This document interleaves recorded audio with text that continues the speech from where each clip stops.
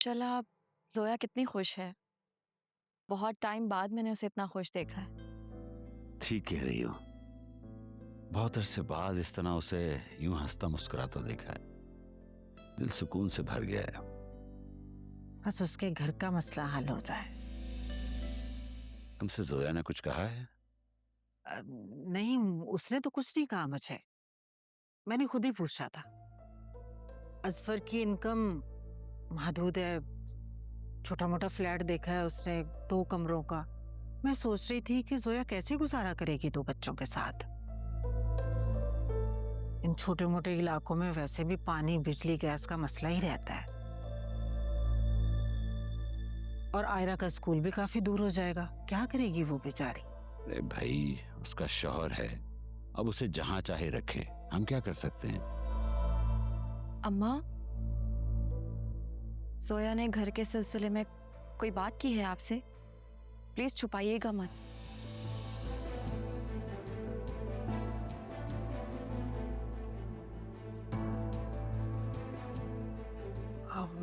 असलम साहब, मैं कह रही थी कि एक ना एक दिन तो बेटियों को उनका हिस्सा देना ही होता है। बेहतर है कि हम ये काम अपनी जिंदगी में करते हैं।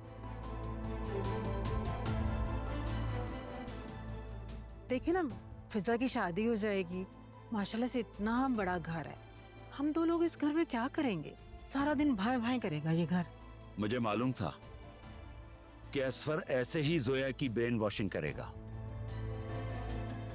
नुदरत बेगम, ये जोया की सोच नहीं है, ये उसी खबीस असफर की सोच है।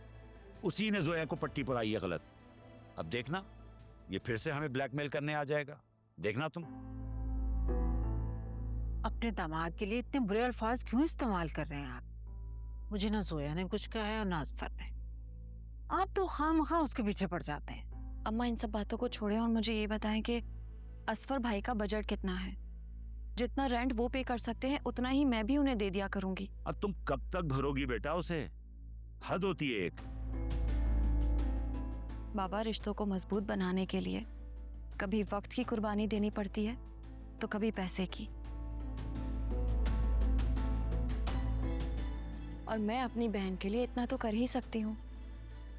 बेटा, जो रिश्ते पैसा देने से मजबूत हो ना, वो सबसे ज्यादा कमजोर होते हैं। बाबा, मैं ये सब कुछ असफर भाई के लिए नहीं बल्कि अपनी बहन के लिए कर रही हूँ और उसके बच्चों के लिए कर रही हूँ। अल्लाह तुम्हारी कमाई में बरकत डाले।